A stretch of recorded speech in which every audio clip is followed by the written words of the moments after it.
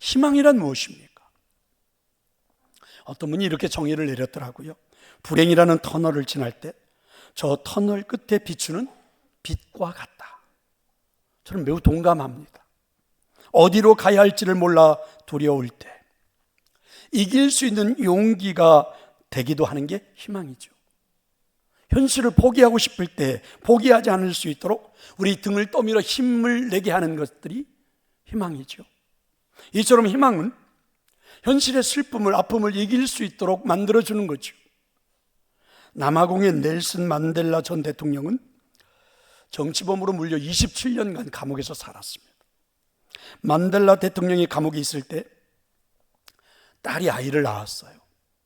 그래서 그 아이를 데리고 아버지에게 온 겁니다. 감옥에 찾아와서 아버지, 이 아이의 이름을 좀 지어주세요. 그래서 만델라가 이 아이의 이름을 이렇게 지었습니다. 호프, 곧 희망이라고 지어준 거죠. 여러분 왜 그랬을까요?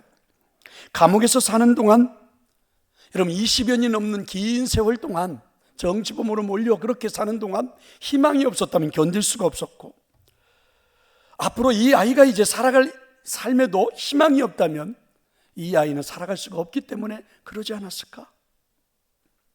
그렇다면 여러분, 안나와 이 시몬이 그 절망적인 상황 속에서도 붙잡고 있었던 희망은 뭡니까? 바로 하나님의 약속입니다. 이 땅에 메시아를 보낸다는 약속이죠. 그런데 여러분, 그 당시 대부분의 사람들이 그러지 못했던 이유를 생각해 본다면 이런 거 아닐까요? 메시아가 오신다는 그 하나님의 약속이, 아니 이런 절망적인 시대적인 상황, 개인적인 상황에 희망이 될 수 있는 건가? 이렇게 절망적이고 어려운 상황 속에서, 아니 눈에 보이지도 않는 하나님의 약속, 그 소망을 기다리면서 살아가는 게 맞아?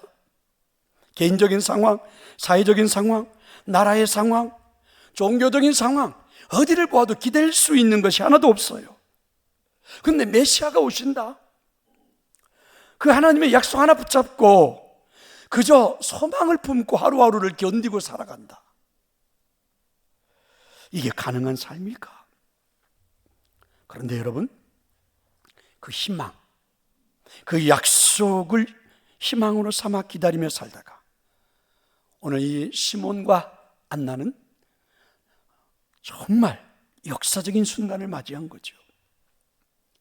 아무리 나이가 많이 들었어도 약속을 지켜주시는 신실한 하나님께 소망을 두며, 그죠? 그렇게 하루하루를 살았던 두 사람은 그 희망이 현실이 되었던 것입니다. 그래서 메시아를 만난 거죠.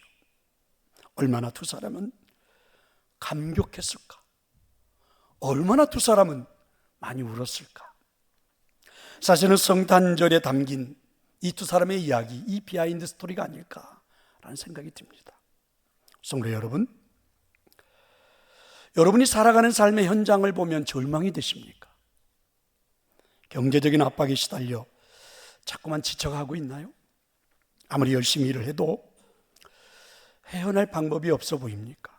그래서 자꾸만 나도 모르게 절망 속에 빠져들어가고 있구나, 이런 생각이 드십니까? 건강에 적신호가 켜지고 있어 자꾸만 희망을 잃어가고 있나요? 어느 순간에 죽음이 찾아올 것만 같아서 무섭기도 하고, 이 무서운 질병에 시름시름 알아가고 있습니까? 아무리 방법을 찾아보아도 뾰족한 수가 없어 보여 더 답답하기만 하십니까? 어쩌면 저도 여러분도 함께 사는 이 현재적인 우리나라의 사회적인 상황, 현실의 이런 모습들, 이런 상황 속에서 희망의 메시지를 전하는 이 목사의 설교가 여러분 이상하다고 생각이 드십니까? 혹시 지금 이런 상황 속에 있는데 무슨 소망을 말하는가? 소망을 말하기 두려운 시대처럼 느껴지는데 혹시 저 목사만 혼자 뜬구름을 잡고 있는 거 아니야? 혹시 오늘 설교를 들으면서 이런 느낌이 드십니까? 그래도 우리는 소망을 품고 살아야 하지 않을까요? 또한 우리가 불러야 할 그러면 소망의 노래가 있다면 어디서 시작되면 좋을까요? 여러분, 자기 태에서 나온 자녀도 버리는 세상입니다. 물질 앞에서는, 권력 앞에서는 그저 욕심만 가득한 사람들, 현재 우리는 많이 봤죠. 지금 우리나라 상황 속에서 TV만 틀면 다 나오는 일들을 여러분 한 주간도 보았고 지난주도 보았고 수없이 보고 있습니다. 정말 말도 안 되는 일들이 일어나고 있는 이 세상을 우리는 지금 살아가고 있는 거거든요. 이런 세상 속에서 그래도 우리를 자신의 손바닥에 새겼다고 담대하게 외치며 끝까지 붙드시는, 그래도 하나님 안에서 우리는 희망을 노래해야 되지 않을까. 그래도 하나님의 약속을 붙잡고 노래하면서 살아야 되는 것 아닙니까? 유대인들이 그토록 기다렸던 메시아는 여러분 오셨습니다. 안나가, 시므온이 그토록 희망을 붙잡았던 메시아가 그들의 삶에 오시지 않았습니까? 세상을 포기하고픈 사람들, 절망 속에 살아가고 있는 사람들 틈바구니에서 오늘 저도 살고 여러분도 살아가지만 그래도 우리에게는 하나님의 약속이 있지 않습니까? 다시 오시마 이렇게 약속하지 않으셨습니까? 그게 성탄절이지요. 그리고 메시아는 분명히 오셨기에 또다시 오실 것이라고 우리는 그 약속을 붙잡고 오늘 살아가는 것 아닙니까? 그래서 여러분, 이 대림절은 희망이 없는 것처럼 보이는 세상에 희망을 다시 찾게 해주는 시간입니다. 성도 여러분, 희망을 잃어버렸나요? 희망을 어디에 두셨습니까? 희망을 어디에다 두고 살았기에 잃어버리셨습니까? 혹시 신실하신 하나님의 약속을 붙잡기보다는 세상의 어둠을 본 것 아닙니까? 내 환경을 본 것 아닐까? 내 자신만을 보며 살아온 것 아닐까? 근데 잘 생각해 보세요. 본래 거기에는 희망이 없었어요. 내 자신에게 무슨 희망이 있습니까? 이 어둠의 컴컴한 세상 속에 무슨 희망이 있어요? 우리가 속고 살았던 것이지. 희망은 하나님의 신실하신 약속에 있는 줄로 믿습니다. 변치 않는 하나님의 약속에 있는 줄로 믿습니다. 세상 끝날까지 고아와 같이 버려두지 않겠다는 하나님의 약속을 붙잡는 거기에 희망이 있는 줄로 믿습니다. 이게 오늘을 사는 희망입니다. 이 소망의 기다림이 여러분의 삶의 현실로 반드시 나타나기를 축원합니다. 소망의 기다림이 어떻게 현실이 될 수 있을까? 준비하는 삶을 살았기 때문입니다. 시므온과 안나는 메시아를 맞이할 수 있는 그들의 한평생의 인생은 준비하는 삶이었다, 이렇게 평가할 수 있죠. 한번 여러분 그 당시로 돌아가 보면 유대 사회도 많은 사람들이 있지 않았습니까? 근데 그들도 메시아를 기다리며 살았거든요. 왜냐하면 이사야 선지자를 통해 하나님이 이미 말씀을 예언해 주셔서 그들은 공부했고 그들을 믿었고, 그래서 그들은 메시아를 기다리며 살아온 겁니다. 그런데 정작 아이러니하게도 메시아가 오셨는데 그 메시아를, 아기 예수를 메시아인 줄 알아본 사람은 두 사람뿐이었어요. 왜 그랬을까요? 여러분, 왜 그랬을까요? 많은 사람들이 메시아가 올 것을 알았고 오시면 맞이하리라 생각하며 살았는데, 그러니까 이런 삶을 한번 표현해 본다면 수동적으로 살아가는 삶이라고 할 수 있겠죠. 그래서 여러분, 기다림이라는 단어는 우리가 느낄 때 수동형처럼 들려요. 무슨 말이냐면, 기다리다 그러면 아무것도 하지 않은 채 두 손 두 발 다 놓고 기다리는 것, 그냥 기다리고만 있어야 되는 것, 이렇게 느껴진다는 거죠. 그래서 여러분, 기다림이라는 단어를 수동형, 메시아가 오시면 만나겠다, 이러면서 그냥 살아가는, 그래서 수동형처럼 우리가 기다림에 대한 이야기는, 메시아의 다시 오실 것에 대한 이야기는 그렇게 예수님이 다시 오신다고 하셨는데 그렇게 살아가는 건 아닙니까? 그런데 재미있는 사실은요, 오늘 본문에 나오는 시므온과 한나는 그 기다림이 그렇게 수동형처럼 보이지가 않아요. 이 두 사람의 기다림은 수동형이 아닌 능동형처럼 보입니다. 메시아가 오실 것을 능동적으로 이렇게 준비하면서 그렇게 살았다, 이런 이야기죠. 25절의 말씀에 보면 이런 말씀이 있습니다. 이 사람은, 그러니까 시므온은 의롭고 경건하여 이스라엘의 위로를 기다리는 자, 이렇게 선포했습니다.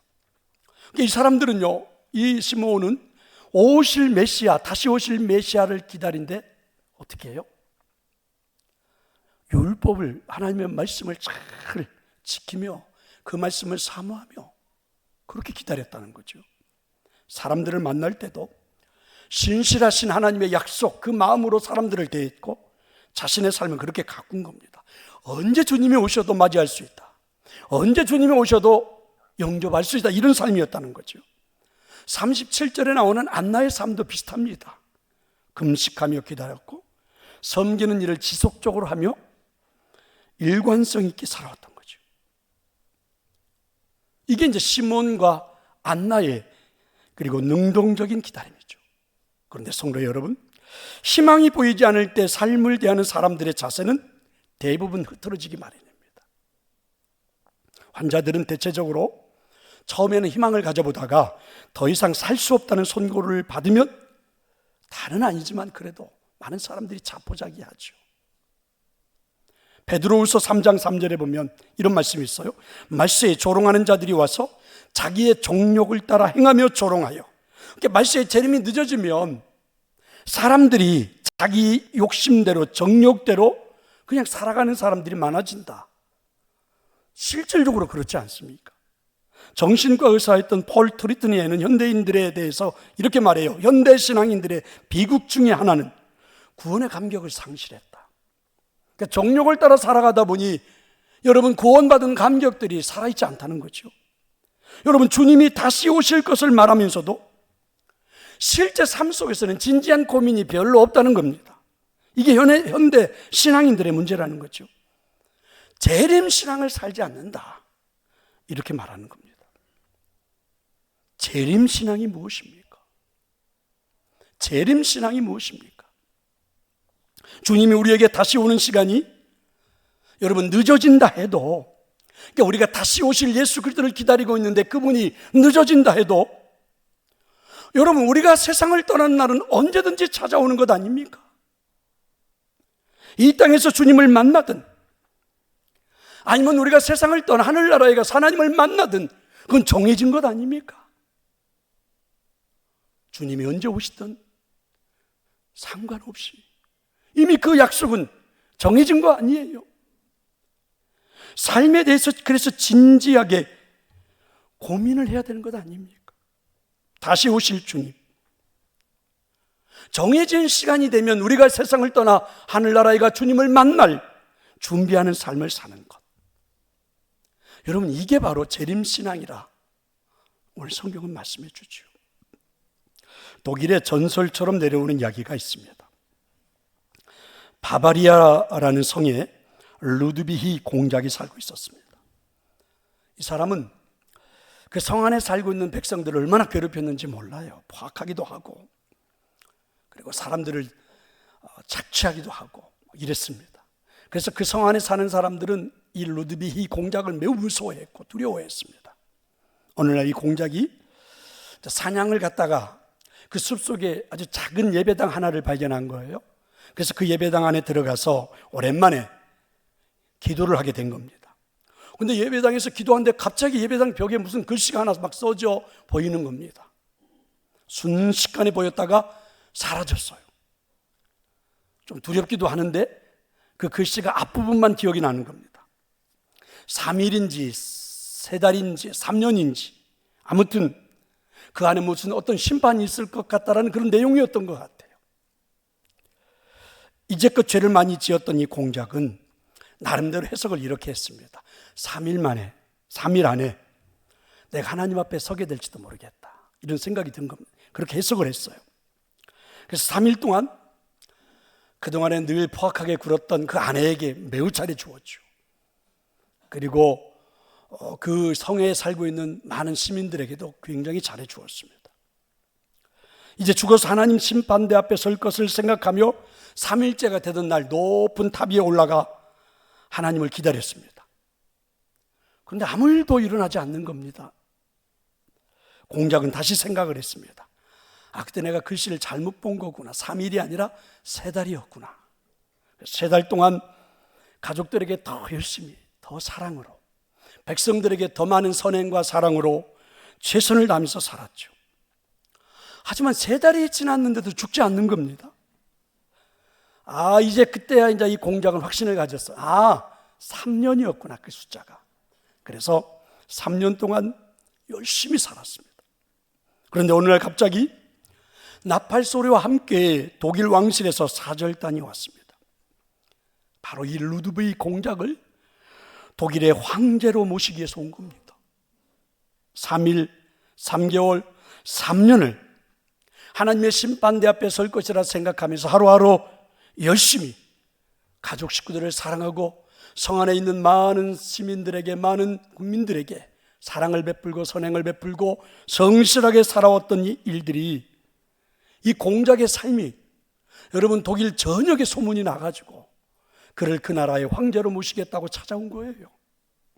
성도 여러분, 공작의 독일 황제가 될 수 있었던 것은 삶의 변화 때문입니다. 그러나 공작의 삶이 변화가 된 것은 기다림이었지요. 그것도 심판을 준비하는 능동적인 기다림이었습니다. 하나님의 심판을 능동적으로 기다린 삶이 운명을 바꿔놓았던 것입니다. 하지만 저도 여러분도 우리들이 살아가는 인생의 삶은 매우 수동적이지 않습니까? 다시 오실 메시아를 기다리는 것이 너무 수동적이에요.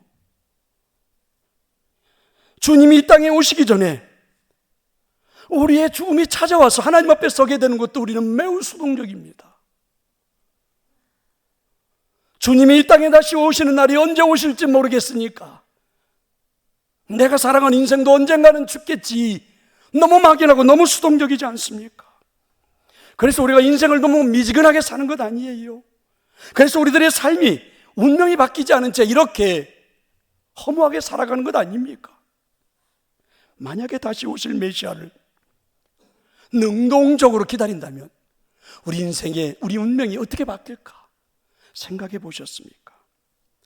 이 땅에 내가 사는 동안 주님이 나에게 찾아오실 수도 있고 반드시 정해져 있는 것이니까 내가 먼저 세상을 떠나 하나님의 나라가 주님을 만날 수도 있는데, 그게 분명한 것이라면, 정해진 사실이라면 그죠?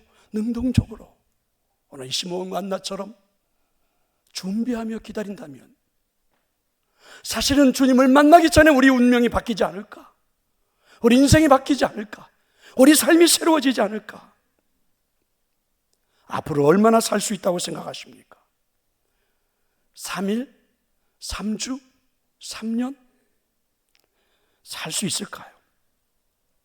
3일 뒤에, 3주 뒤에, 3달 뒤에, 3년 뒤에 만약에 종말이 찾아올 것처럼 생각하며 그렇게 준비하며 능동적인 삶을 살아야 하는 것 아닙니까? 그게 바로 오늘 이 대림절을 지나고 있는 우리들에게 주시는 하늘의 메시지입니다. 믿으시기를 축원합니다. 시몬과 안나가 메시아를 기다렸기 때문에 경건하게 살고 진실하게 살 수 있었던 것처럼 오늘 우리들의 삶이 그러해야 되지 않을까요? 진정 주님을 만나기를 원하십니까? 진정 예수 그리스도를 만나기를 원하십니까? 주님과의 아름다운 만남을 위하여 오늘 우리들의 삶을 가꾸어야 되지 않을까요? 우리가 가는 길이 바른 길인지 점검도 해봐야 되지 않겠습니까? 내 시간, 내 물질, 내 건강 바로 사용하고 있는지 점검을 한번 해봐야 되지 않을까요? 그것이 바로 다시 오실 주님을 기다리는, 아니요, 내 인생의 삶이 맞춰져 죽음과 함께 하늘나라의 하나님을 만나는 그날을 기다리는 능동적인 삶이 아닐까? 이게 재림신앙입니다.